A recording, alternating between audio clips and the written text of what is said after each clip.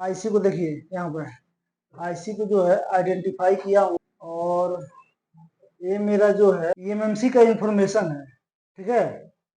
ये इसमें आप देख सकते हैं सैमसंग का ईएमएमसी लिखा है, यहाँ सैमसंग लिख दिया है, सैमसंग कंपनी का है ईएमएमसी।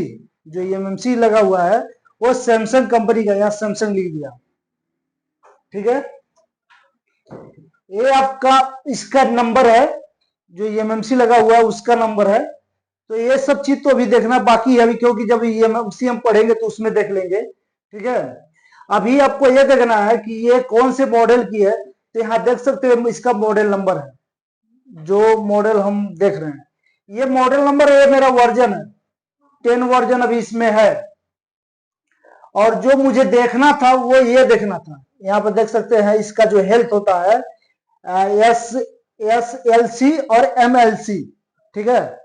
ये जो है मेन होता है, ये अगर डिस्टर्ब रहेगा तो सेट ऑन नहीं होगा। और इसमें देख सकते हैं मिस मैच है, दोनों में देख सकते हैं इसमें जो है मिस मैच है। ये अगर 30 है 40 है तो ये भी 30-40 होना चाहिए, ठीक है। और ये अगर 10 तक रहता तो हमको लगता नॉर्मल, अभी नॉर्मल में नहीं है, ये इसका बैड हेल्थ में आएगा। इसका हेल्थ जो है अभी इसका नॉर्मल में हम नहीं देखेंगे, क्योंकि अगर नॉर्मल रहता तो यहाँ पे लिख देता नॉर्मल, ठीक है, नॉर्मल लिख दे, लेकिन नॉर्मल नहीं लिख रहा है, इसका हेल्थ जो है खराब है। अभी इस पे हम चालू करेंगे तो सेट ऑन होगा नहीं, ठीक है, इस पे ऑन नहीं होगा सेट। तो अब इसके लिए क्या करेंगे, अगर ये एसके हाइनिक्स का मेमोरी रहता तो इसका हम हेल्थ रिपेयर करके जो है फिर से प्रोग्राम कर देते तो हो जाता। अब इसको हम क्या करेंगे कि इसका हम आरपीएम भी क्लीन करेंगे, ये सैमसंग की एमएमसी है, आरपीएम भी क्लीन करके एक चेंज मेथड के हिसाब से हम इसको रिपेयर करने की कोशिश करेंगे। चेंज मेथड जैसे हमको लग रहा है, मतलब हमको यह है कि एमएमसी मेरा खराब हो गया है, हम दूसरा एमएमसी लगा रहे हैं, तो चेंज मेथड हो गया वो। अभी मान के चलिए अगर इसका आरपीएम भी जब क्लीन कर दिए, अगर उसको उसी फाइल पे लगा देंगे तो चल भी सकता है। चलेगा कैसे कि हमको जो है इसका रेजिस्टेंस होता है वो निकालना पड़ेगा। अगर बैकअप इसका बन जा रहा है तो हम इसको डायरेक्ट फ्लैश करके जो है प्रोग्राम करके और चालू कर सकते।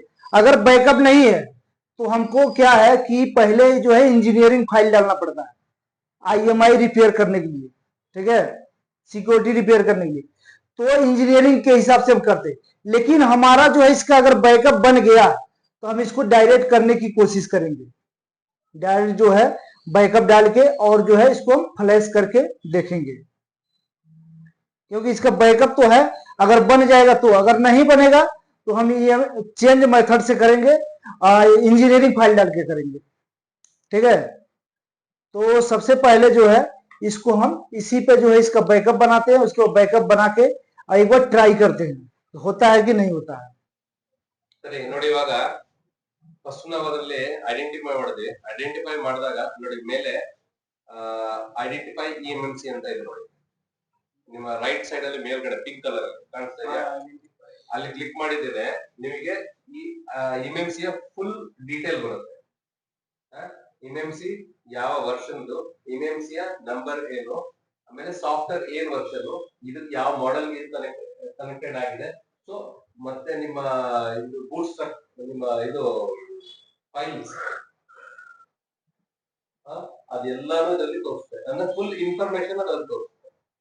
ನಾವಿಲ್ಲಿ ನೋಡ್ಬೇಕಾಗಿರೋದು ಫಸ್ಟ್ ನಿಮ್ಮ ಹೆಲ್ತ್ ರಿಪೋರ್ಟ್. ಹೆಲ್ತ್ ರಿಪೋರ್ಟ್ ಅಲ್ಲಿ ನಮಗೆ 10 to 30 10ರಿಂದ 30 ಎರಡೂ ಅಲ್ಲಿ ಯಾವ್ದಿದೆ, SLC ಮತ್ತೆ MLC ಇತ್ತು, ಎರಡು ಈಕ್ವಲ್ ಆಗಿದೆ ಅಂದ್ರೆ ಹೆಲ್ತ್ ರಿಪೋರ್ಟ್ ಓಕೆ ಇದೆ ಅಂತ. ಅದ್ರ ಮೇಲೆ ಬಂತು, ಮತ್ತೆ ಎರಡರಲ್ಲೂ ವೇರಿಯೇಷನ್ ಇದೆ, ಬೇರೆ ಬೇರೆ ನಂಬರ್ಸ್ ಇದೆ ಅನ್ಬೇಕಾದ್ರೆ ಅದು ಹೆಲ್ತ್ ರಿಪೋರ್ಟ್ ಸರಿ ಇಲ್ಲ, ಎಮ್ಎಂಸಿ ಅಲ್ಲಿ ಹೆಲ್ತ್ ಇಶ್ಯೂ ಇದೆ. ಸೊ ಈ ಕಂಡೀಷನ್ ಅಲ್ಲಿ ನಿಮ್ಮ ಇಎಂಎಂಸಿ ವರ್ಕ್ ಆಗಲ್ಲ. ಓಕೆ, ಇಎಂಎಂಸಿ ವರ್ಕ್ ಆಗಲ್ಲ ಅಂದ್ರೆ ನಿಮ್ಮ ಇಎಂಎಂಸಿ ಹೆಲ್ತ್ ಇಶ್ಯೂ ಇರೋದ್ರಿಂದ ಇದು ನಿಮ್ಮ ಮೊಬೈಲ್ ಆನ್ ಆಗಲ್ಲ. ಸೊ ಈ ಕಂಡೀಷನ್ ನಾವು ಇಎಂಎಂಸಿ ನ ರಿಪೇರ್ ಮಾಡಿ ಟ್ರೈ ಮಾಡ್ಬೇಕು. ರಿಪೇರ್ ಮಾಡಕ್ಕೆ ನೀವು ಇದರಲ್ಲಿ SK ಹೈನಿಕ್ಸ್ ಮತ್ತೆ ಸ್ಯಾಮ್ಸಂಗ್, ಅಂದ್ರೆ ಇಎಂಎಂಸಿ ಅಲ್ಲಿ ನಿಮ್ಗೆ SK ಹೈನಿಕ್ಸ್ ಬರುತ್ತೆ, ಸ್ಯಾಮ್ಸಂಗ್ ಬರುತ್ತೆ, ಆಮೇಲೆ ಸ್ಯಾಂಡಿಸ್ಕ್ ಬರುತ್ತೆ, ಮೈಕ್ರಾನ್ ಬರುತ್ತೆ, ಸೊ ಇಷ್ಟು ಬರುತ್ತೆ. ಸೊ ಸ್ಯಾಮ್ಸಂಗ್ ಅಲ್ಲಿ ಏನಾದ್ರು ನೀವು MMC ಪ್ರೋಗ್ರಾಮ್ ಮಾಡ್ಬೇಕು ಅಂದ್ರೆ ಅದಕ್ಕೆ RPMB ಕ್ಲೀನ್ ಮಾಡ್ಬೇಕಾಗತ್ತೆ. RPMB ನೀವು ಯಾವಾಗ ಕ್ಲೀನ್ ಮಾಡ್ತಿರೋ ಅವಾಗ ನೀವು ಅದನ್ನ ಆಲ್ಮೋಸ್ಟ್ ಹೊಸಾದ್ ಮಾಡ್ದಂಗೆನೆ, ಮತ್ತೆ ಈಗ ಹೊಸ IC ಹಾಕಿ ಮಾಡ್ತಿರಲ್ಲ ಆ ಕಂಡೀಷನ್ ತರನೇ ಬರುತ್ತೆ. ನಿಮ್ಗೆ SK Hynix ಅಲ್ಲಿ ಏನಾಗುತ್ತೆ, ನಿಮ್ಗೆ SK Hynix ಅಲ್ಲಿ ನೀವು ಹೆಲ್ತ್ ರಿಪೇರಿಗೆ ಒಂದು ಆಪ್ಷನ್ ಇದೆ, ಅದು ಮಾಡ್ಬಿಟ್ಟು ನಿಮಗೆ ಅದನ್ನ ಫೈಲ್ ಹಾಕಿ ಮತ್ತೆ ಚಾನ್ಸಸ್ ಇರುತ್ತೆ ಅದ್ರಲ್ಲಿ ರೆಡಿ ಆಗೋದು.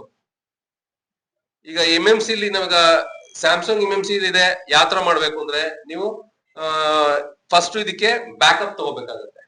ಬ್ಯಾಕಪ್ ಯಾವ ಫೈಲ್ಸ್ ಬ್ಯಾಕಪ್ ತಗೋಬೇಕು ಅಂದ್ರೆ ನಿಮ್ಮ ನೆಟ್ವರ್ಕ್ ಗೆ ರಿಲೇಟೆಡ್ ಫೈಲ್ಸ್ ಗಳಿರುತ್ತೆ ಇದರಲ್ಲಿ. ಅಂದ್ರೆ ನಿಮ್ಗೆ IME ಇರುತ್ತೆ, ನೆಟ್ವರ್ಕ್ ಅಲ್ಲಿ ನಿಮ್ಗೆ IME ಮತ್ತೆ जब भी हमको बैकअप बनाना होता है तो बैकअप हम किस चीज का बनाते हैं, सिक्योरिटी का, जैसे Security. IMI रिलेटेड, ठीक है, जो नेटवर्क का मेरा फाइल होता है उसका हम बैकअप बनाते हैं, ठीक है। तो इसमें देखिए FRP छोड़ देंगे कोई दिक्कत नहीं, FRP का जरूरत नहीं है, वो लगा डाल देंगे FRP आ जाएगा, ठीक है।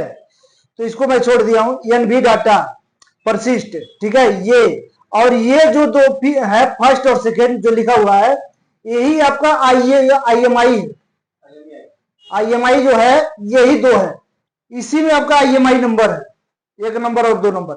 अगर यही क्वालकॉम रहता ये चीज आपको बैकअप बनाना होगा, जितना पिंक है उसके साथ साथ जो है प्रोटेक्ट 1 प्रोटेक्ट 2, ठीक है, इसको हम बैकअप बना लेंगे।